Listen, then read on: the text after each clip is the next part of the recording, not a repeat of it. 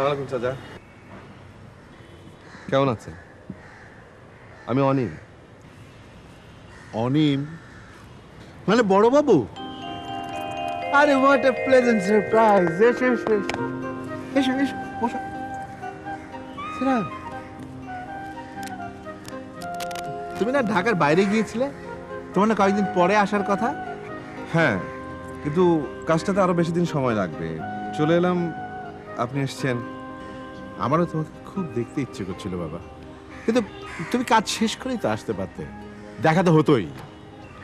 হ্যাঁ, দেখা তো হতোই, কিন্তু যাকে দেখার জন্যে এতদিন অপেক্ষা করে আছি তাকে এত কাছে রেখে কি দূরে থাকা যায়?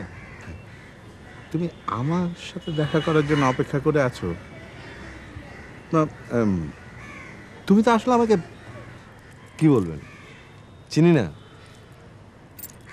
আমি আপনাকে খুব ভালো করে চিনি, খুব ভালো করে জানি। বাবা, বড়বাবু, তোমার বাবা, I had tried my best, my son. কিন্তু বাঁচাতে পারলাম কই? সেটা তো আপনার হাতে ছিল না বাবা।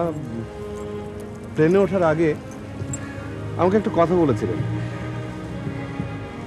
কেন বলেছিলেন সে কথার মানে আমি তখন বুঝিনি, কিন্তু বলেছিলেন, বড়বাবু আমি তোমার জন্য কিছুই রেখে যেতে পারলাম না, শুধু একজন খুব ভালো বন্ধু রেখে গেল। যখনই প্রয়োজন পড়বে তুমি তাকে স্মরণ করবে।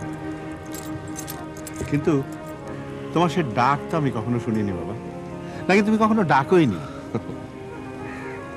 ডাকেনি ঠিকই, কিন্তু আপনাকে সামনে রেখেই আমি এগিয়েছি। আমাকে সামনে রেখে? তার মানে? বিজনেসে যখন প্রথম নামলাম তেমন তো কোনো চেনা জানা ছিল না, এমন ক্যাপিটালও ছিল না, ছিল শুধু পরিশ্রম করার শক্তি আর মনোবল। কিন্তু যখনই কোথাও আটকে গেছি মনে হচ্ছে আপনার কথা। আমার মনে হচ্ছে ঠিক আছে, অন্তত শেষ চেষ্টাটুকু করে দেখি, যদি না পারি। আপনি তো অদৃশ্য ছায়া আছেন, আপনার নামের শক্তি এভাবে আমাকে এগিয়ে নিয়ে গেছে।